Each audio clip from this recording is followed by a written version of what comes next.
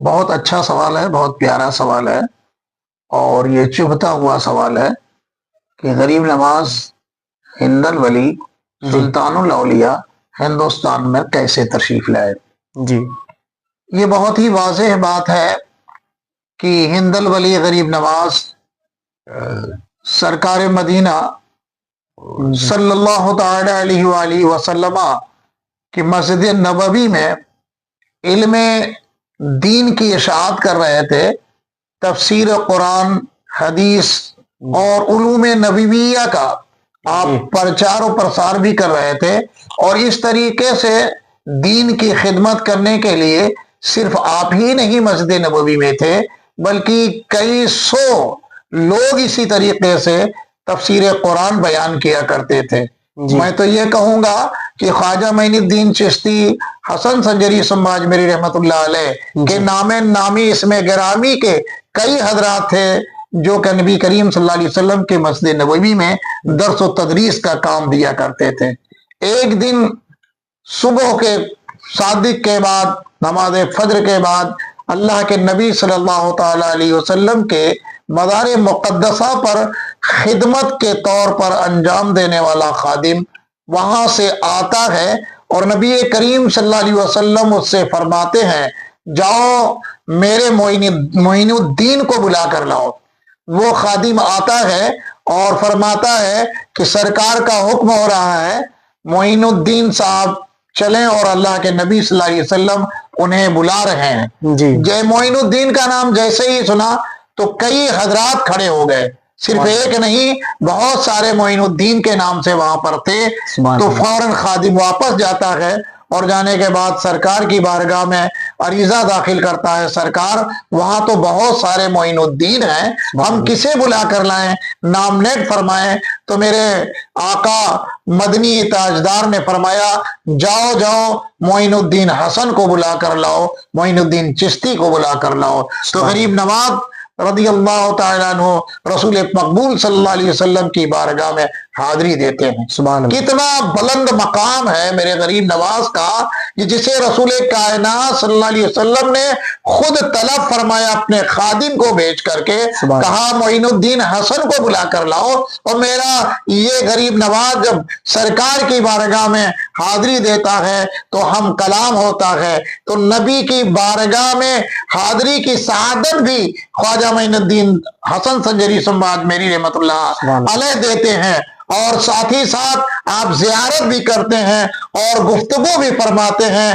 تو میرا نبی سلطان الانبیاء ارشاد فرماتے ہیں کہ معین الدین میں تمہیں ہندوستان کا بادشاہ بنا رہا ہوں، ہندوستان کا بادشاہ بنا رہا ہوں، ہند الولی بنا رہا ہوں۔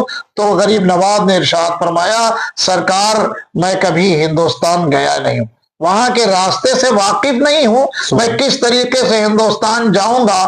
تو میرے آقا صلی اللہ علیہ وسلم نے خواجہ معین الدین چشتی حسن سنجری سماج میری رحمت اللہ تعالی علیہ کے ہاتھ پر بھارت کا نقشہ بنا دیا، پورا نقشہ بنا دیا، کس راستے سے آنا ہے، کدھر جانا ہے، کہاں قیام کرنا ہے، کس جگہ ٹھہرنا ہے، کہاں رات گزارنی ہے، اس طریقے سے کس کس راستے سے ہو کر تمہیں اجمیر پہنچنا ہے۔ تو خواجہ غریب نواز کو رسول کائنات صلی اللہ علیہ وسلم نے ہندوستان بھیجا، اور ہندوستان میں ایسی جگہ بھیجا جسے راجستھان کہتے ہیں۔ راجستھان کا مطلب ہی ہوتا ہے کہ راج کرنے کی جگہ، تو خواجہ صاحب کو ہند کا راجہ بنا کر بھیجا، اور راجستھان میں بھیجا، اور اجمیر سے خواجہ آج بھی ہندوستان کی بادشاہت کر رہے ہیں، کل بھی کر رہے تھے اور آج بھی کر رہے ہیں، اور کل بھی انشاءاللہ الرحمن کریں گے۔ یہ حکم مدینہ تاجدار صلی اللہ علیہ وسلم کا تھا، اور خواجہ صاحب کو ہندوستان میرے آقا مدنی تاجدار نے بھیجا۔ ان کے حکم کی تعمیل میں غریب نواز مدینے سے ہندوستان تشریف لائے، سارا نقشہ رسول کائنات صلی اللہ علیہ وسلم نے بنا کر غریب نواز کو دیا تھا، اسی نقشے کے مطابق غریب نواز ہندوستان تشریف لائے۔ سبحان اللہ، بہت بخوبی آپ نے اس ہمارے سوال کا جواب دیا، بہت بہت شکریہ۔ اور دوسرا سوال یہ ہے حضرت کہ الحمدللہ بہت برسوں سے سرکار غریب نواز کے آستانے پر اپنے بھی جاتے ہیں اور غیر بھی جاتے ہیں. اپنے بھی جایا کرتے ہیں, چاہے وہ ہندو ہو, مسلم ہو, سکھ ہو, عیسائی ہو, کسی کے لیے روک نہیں ہے. کوئی بھی سرکار غریب نواز کے آستانے پہ جائے اور اپنی بگڑی کو بنائے اور اپنے دعاؤں کو شامل کرے, دعا مانگے, وہاں پر کوئی دقت نہیں ہے, کوئی روک ٹوک نہیں ہے وہاں پر. کیا خواجہ غریب نواز صرف اپنوں کو ہی نوازتے تھے, یا صرف ایک سامان کے لیے تھے, یا سب کے لیے تھے؟ جی جی, یہ بھی بہت ہی پیارا, بہت ہی عمدہ سوال ہے. یقیناً خواجہ غریب نواز کا آستانہ مرد خلائق ہے. آپ کے آستانے پر ہر طریقے کے لوگ تشریف لاتے ہیں, ہر طبقے سے تعلق رکھنے والے تشریف لاتے ہیں, بلا تفریق مذہب و ملت تشریف لاتے ہیں. آج بھی آپ غریب نواز کی بارگاہ میں جا کر حاضری دے کر دیکھیں تو اسی زینے سے جہاں مسلمان جا رہا ہے, اسی زینے پر سے ایک سکھ بھی جاتا ہے, ایک عیسائی بھی جاتا ہے, ایک برادر وطن بھی جاتا ہے. اور جب تک وہ اپنے عقائد کے اعتبار سے جاتا ہے, مسلمان اپنے عقیدے کے اعتبار سے جاتا ہے, ہندو اپنے عقیدے کے اعتبار سے جاتا ہے, پنجابی اپنے عقیدے کے اعتبار سے جاتا ہے, عیسائی اپنے عقیدے کے اعتبار سے جاتا ہے, لیکن جیسے ہی چوکھٹے غریب نواز پر داخل ہوتا ہے, داخل ہو جاتا ہے, تو وہ غریب نواز کا بن جاتا ہے, اور غریب نواز اس کے بن جاتے ہیں. تو میرے غریب نواز اپنی رحمت کی چادر میں ان سبوں کو بلا تفریق مذہب و ملت ڈھانک لیتے ہیں اور پوچھتے ہیں, اے پنجاب سے آنے والے بتا تیرا کیا ارادہ ہے, تیری کیا خواہش ہے؟ اے کشمیر سے آنے والے بتا تیری کیا خواہش ہے؟ اے بنارس سے چل کر برادران وطن آنے والے بتا تیری کیا خواہش ہے؟ لکھنؤ سے چل کر آنے والے بتا مسلمان تیری کیا خواہش ہے؟ تو جب غریب نواز کی بارگاہ میں یہ لوگ اپنی عرضیاں پیش کرتے ہیں تو ایک کا ایک سامان کے ساتھ سب کی جھولیاں میرا غریب نواز بھرتا ہے, بلا تفریق و مذہب و ملت. اس کے ہاں کوئی بھید بھاؤ نہیں ہے, کوئی بھی جاتا ہے تو فیض پاتا ہے, جھولی بھر کر آتا ہے. یہ غریب نواز کا رول ہے اور طریقہ ہے, ان کا میشن ہے, ان کے دربار سے کوئی خالی جاتا ہی نہیں. سبحان اللہ, ماشاء اللہ. اور الحمدللہ جو ہے سرکار غریب نواز کے آنے پر بہت سارے لاکھوں کی تعداد میں لوگ اسلام لائے, اور کچھ لوگ کہہ دیا کرتے ہیں حضرت کی سرکار غریب نواز کسی جنگجو کے ساتھ تھے اور جنگ کر کے یہاں پر تلوار کے زور پر اسلام کو پھیلایا گیا.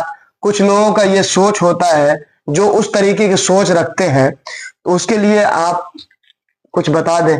معاملہ بہت اچھا ہے, بہت بہتر یہ بھی سوال ہے, لیکن یہ کہہ رہے ہیں اسلام کے تعلق سے جو لوگ یہ کہتے ہیں کہ تلوار کے زور پر پھیلا ہے, یہ سراسر غلط ہے. وہ تاریخ سے نابلد ہیں, وہ تاریخ سے ناواقف ہیں, انہیں تاریخ و اتہاس سے دور کا واسطہ نہیں ہے.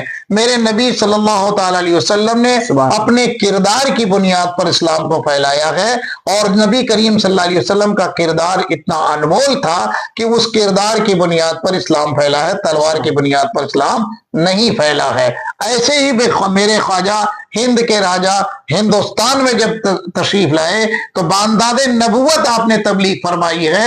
آپ کا انداز جو نبی کریم صلی اللہ علیہ وسلم کے سانچے میں ڈھل کر ہوتا تھا, جیسی گفتگو میرے آقا صلی اللہ علیہ وسلم غیروں سے فرماتے تھے, اور ان کی گفتگو سے متاثر ہو کر, ان کی بات سے متاثر ہو کر لوگ اسلام میں داخل ہو جاتے تھے. بہن ہی میرا غریب نواز بھی رسول کے نقش قدم پر چلتا ہوا اور انہی کے نقش قدم پر چل کر لوگوں کو دعوت دیتا تھا. اور کیوں نہ دے, اس لیے کہ حسنی حسینی آپ سادات میں سے ہیں, انہی کے آل سے تھے, انہی کے اولاد میں سے ہیں, انہی کے نانا نے اپنے نانا کے نرتے طرز عمل پر اپنی زندگی گزاری اور لوگوں کو دعوت اسلام دیا, اور لوگ متاثر ہو کر کبھی کرامت دیکھ کر کے, کبھی حق چہرہ دیکھ کر کے, کبھی کردار سے متاثر ہو کر کے, کبھی گفتگو سے متاثر ہو کر کے, کبھی عمل से मुतासिर होकर के लोग कलमा पढ़ते गए और इस्लाम लाते रहे। और गरीब नवाज ने किसी के साथ जो जुल्म नहीं किया है, न जबर किया है, और कभी भी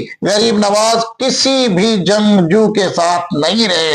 वो अल्लाह के सिपाही थे और अल्लाह का काम करते रहे, रसूल के दीवाने थे, रसूल की आल थे, और वो हमेशा अल्लाह तबारक